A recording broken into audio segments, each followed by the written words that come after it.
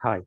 आज की इस वीडियो में हम लोग बात करने वाले हैं कि पेडिग्री को कैसे, पेडिग्री में जितने भी क्वेश्चंस आपको आते हैं या बहुत बेसिक से लेवल की अगर बात करें, आप बहुत हाई लेवल की बात करें, कैसे सॉल्व किया जा सकता है। बहुत इजी ट्रिक्स है, वो आप बहुत आराम से सॉल्व करेंगे, बहुत ज़्यादा मजा आने वाला है। ठीक है। ऑल दो इसके में भी दो तीन पार्ट हो सकते हैं, बट अगर आप पूरा देख लेंगे तो मुझे उम्मीद है कि आप एक भी क्वेश्चन ऐसा नहीं होगा कि जो आप मिस करेंगे। और अगर आपको कोई डाउट होता है किसी भी कैटेगरी में तो आप मुझे भेज सकते हैं, वो क्वेश्चन आप कमेंट में, चैट बॉक्स में आप दे सकते हैं। और मैं पूरी कोशिश करूंगा आपको जो भी डाउट होगा उसको सॉल्व करने की। फाइन।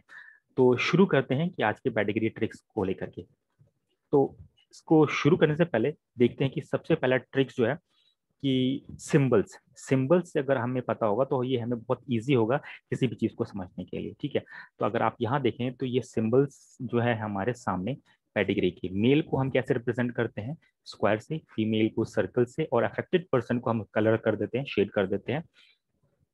और अगर मेल और फीमेल के बीच में अगर मीटिंग हो रहा है तो उनके बीच में सिंपली एक स्ट्रिंग लाइन ड्रॉ करके दिखाते हैं। और अगर किसी रिलेटिव के बीच में अगर मीटिंग हो रहा है तो उसको डबल लाइन से। ओके। ये देखिए, ये आपके फादर और ये मदर है, इनके बीच में मीटिंग हुआ है और इनके ये ऑफस्प्रिंग है। ठीक है। तो ये फर्स्ट फर्स्ट जो पहला जो बच्चा होगा उसको हम लेफ्ट हैंड पे लिखते हैं, और ये सेकंड बच्चा है जो कि फीमेल है उसको हम राइट हैंड लिखते हैं। एक और बात यहाँ पे समझने वाली ये है कि ये आपका फर्स्ट जनरेशन कहलाएगा, और ये जो बच्चे जो आए हैं ये आपका सेकंड जनरेशन कहलाएगा। ये इंपॉर्टेंट है, ये आपको समझने की जरूरत है। तो ये फर्स्ट जनरेशन हुआ और ये आपका सेकंड जनरेशन हुआ, और सेकंड जनरेशन में जो पहला बच्चा आया था वो मेल है, आपको लेफ्ट से काउंट करना है। ठीक है। इसी तरह से ये देखें कि आप ये पेरेंट्स हैं, उनकी जो मीटिंग हुई तो जो पहला बच्चा आया है वो क्या है, अफेक्टेड है, उसको हमने शेड से दिखाया। आइडेंटिकल ट्विंस को इस तरह से आप दिखाते हैं, और नॉन आइडेंटिकल के बीच में मीटिंग होता है, जो आपके जो स्प्रिंग्स आए हैं नॉन आइडेंटिकल आए हैं तो उसको हम इस तरह से दिखाते हैं। फाइन। तो बेसिक जो है ये आपके सामने सिंबल्स है, अगर आपको सिंबल जहन में होगा तो आप बहुत इजीली पेडिग्री को सॉल्व कर लेते हैं। ठीक है। जब भी आपके सामने पेडिग्री आए तो आपको क्या करना है, आपको सिंपली ये पूछना है कि पेडिग्री में क्या क्या होता है, ये आपको पता होना चाहिए। पेडिग्री में जब भी हम बात करते हैं तो कुछ बात हमारे जहन में आता है डोमिनेंट से लेकर के कुछ रेसेसिव कोई बात कुछ सामने आती है, या फिर कुछ एक्स लिंक्ड मैंने देखा अक्सर स्टूडेंट्स को परेशान करता है कि एक्स लिंक्ड ही है, एक्स लिंक्ड डोमिनेंट है, एक्स लिंक्ड रेसेसिव है। राइट। तो एक्स लिंक्ड मान लेते हैं एक्स लिंक्ड डोमिनेंट है, या फिर एक्स लिंक्ड रेसेसिव है। ये बहुत देखा है मैंने, एक स्टूडेंट को परेशान करते हैं। मैं बहुत इजी ट्रिक्स में बताऊंगा, बहुत इजी मजा आने वाला है कि कैसे ये सॉल्व होता है। ठीक है।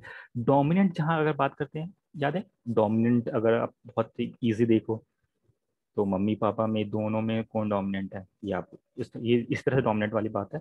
तो अगर हम भी इसी तरह कैटेगरी में देखेंगे कि जो डोमिनेंट, जहाँ डोमिनेंट की बात आएगी, डोमिनेंट कैरेक्टर डोमिनेंट जीन है, उसको हर जनरेशन में देखना है। तो हम एक एक वीडियो देखेंगे जिसमें हम डोमिनेंट की बात करेंगे, एक वीडियो में रेसेसिव, इसी तरह से x linked dominant, x linked recessive की हम बात करेंगे। तो शुरू करते हैं डोमिनेंट से। ओके। ये जो है, जो पहला ट्रिक है आपके सामने वो ये, डोमिनेंट अगर जब भी होगा, आप किसी भी चीज को डोमिनेंट अगर कह रहे हैं, पेडिग्री देख करके आप सब बता देते हैं कि डोमिनेंट कैसे होगा, तो आपको ये देखना है कि पेरेंट्स अफेक्टेड हैं तो सारे के सारे बच्चे अफेक्टेड होने चाहिए। सारे के सारे नहीं तो कम से कम एक बच्चा जरूर अफेक्टेड होना चाहिए।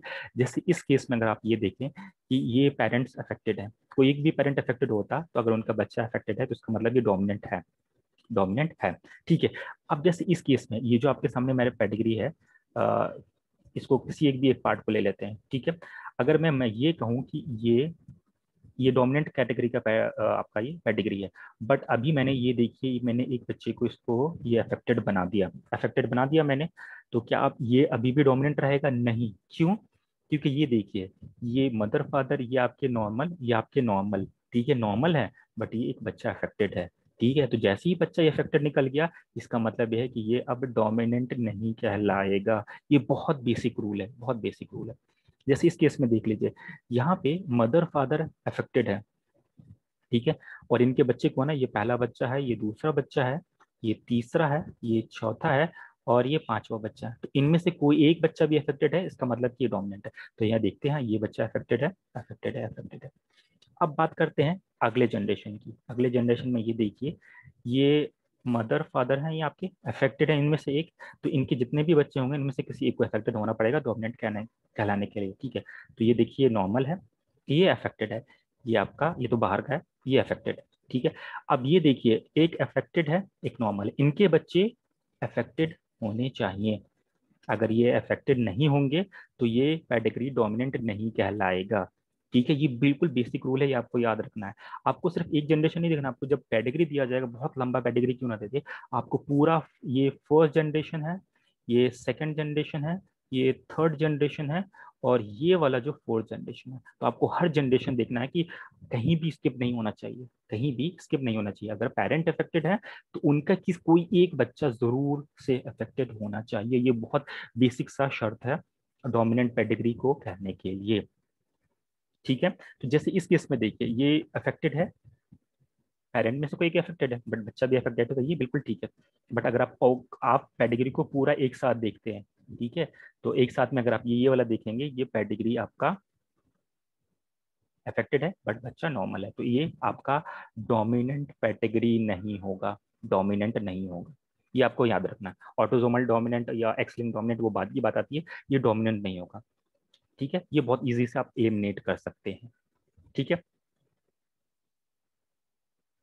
अब अगले वीडियो में हम बात करेंगे कि रिसेसिव को कैसे पहचानते हैं। Thank you.